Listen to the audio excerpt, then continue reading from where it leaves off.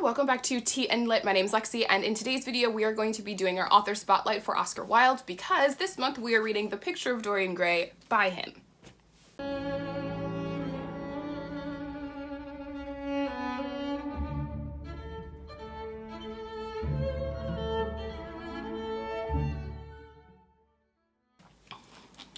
Let's check mark that we did our intro.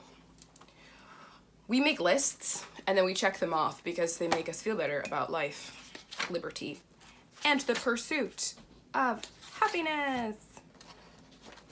Oscar Wilde. Oscar Wilde was born Oscar Fingal O'Flaherty Willis Wilde. Now, after reading that name, what is the first thing you think of? Ding, ding, ding. He was Irish. Isn't that fun? He was born in Dublin on October 16th, 1854, and his parents were Irish and English. Both were very well-to-do. His father was an ear and eye doctor, was that right? Yep, his dad was an ear and eye surgeon, and he was knighted for his work. He also wrote about Irish folklore and peasant life, and he did a lot of work for the, I don't want to say the poor of Ireland. He did a lot of work. So he was a philanthropist. He was a very nice person, apparently. His mom was an Irish nationalist, and she was also a writer, and she spent a lot of time investing in her children, kind of like, I guess, Irish ideals. And she also had a lot of interests in like the classical era, and so her children were surrounded by Greek and Roman art and influence. So this had an influence on Oscar. I almost said Dorian. This had an influence on Oscar growing up, and so he became a really great student, and he actually went to Oxford to study the classics, and he was a phenomenal student when he cared to be a phenomenal student. He was also a Freemason, which is kind of crazy.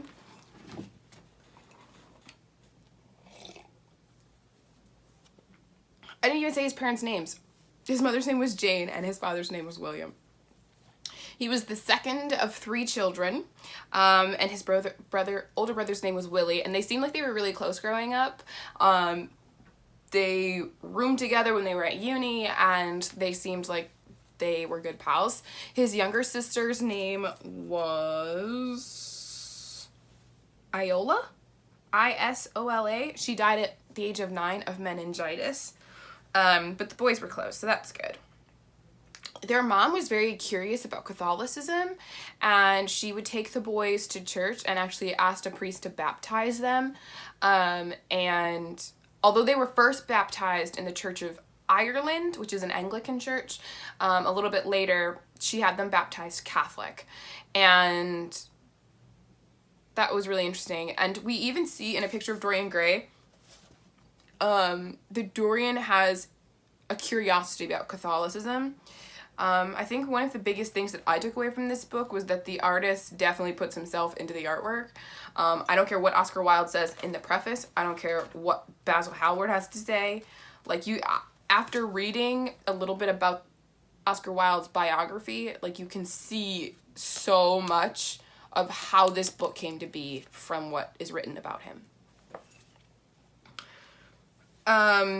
Anyway, he didn't just write novels, he was also a playwright and a poet, and so I'm sure at some point we'll be reading more Oscar Wilde for this channel.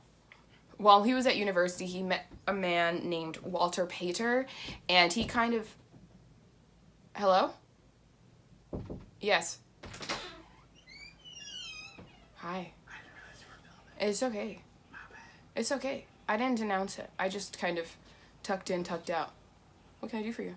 Should we stop it? Do you have a lot to say? Not really. Okay. I'll just wait.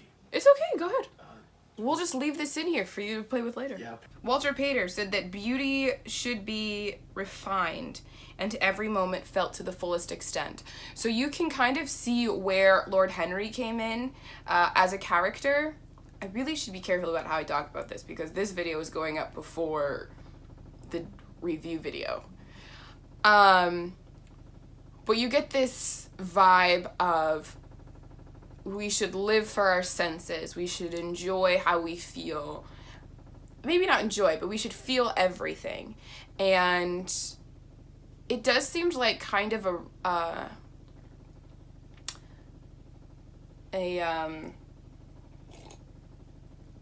pushback on Victorian society, because my view of England, you know, they're all prim and proper and buttoned up, and particularly during that time period, the 18th century, everything was quite. And here's somebody saying, well, you know, let's be modern, let's push past that, and let's experience life, and let's feel and seek pleasure.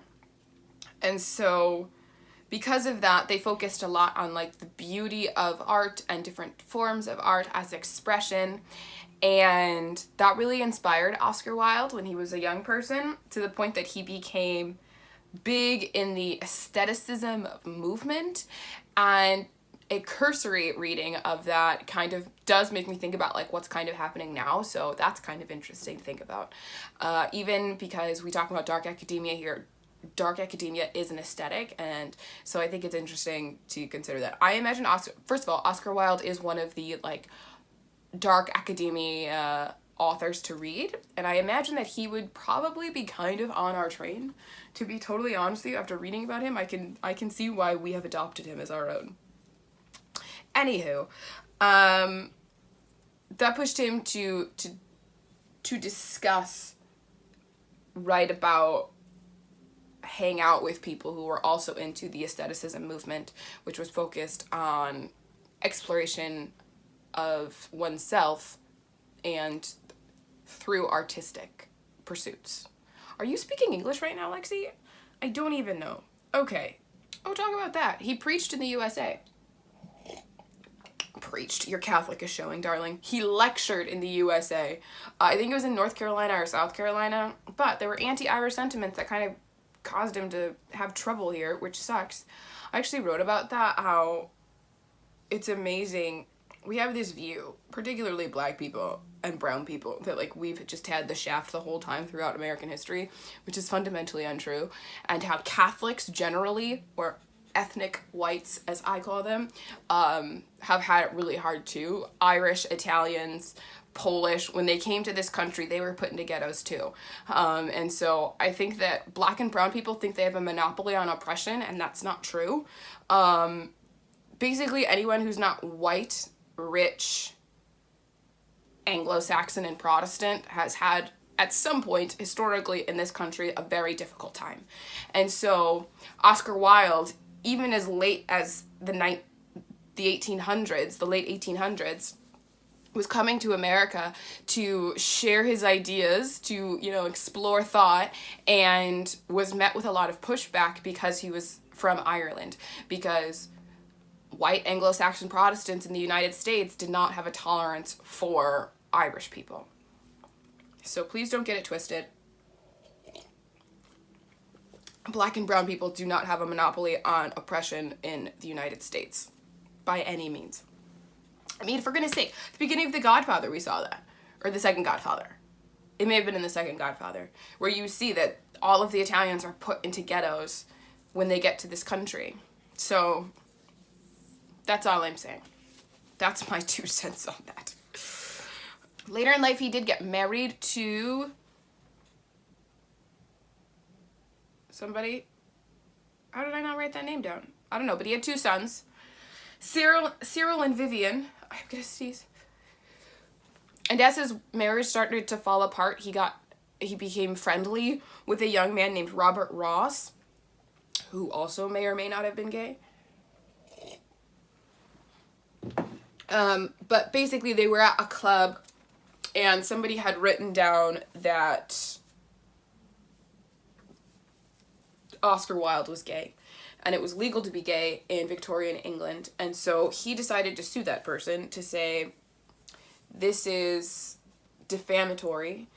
And in the process of that case, it actually came out that there may be more evidence against him being gay than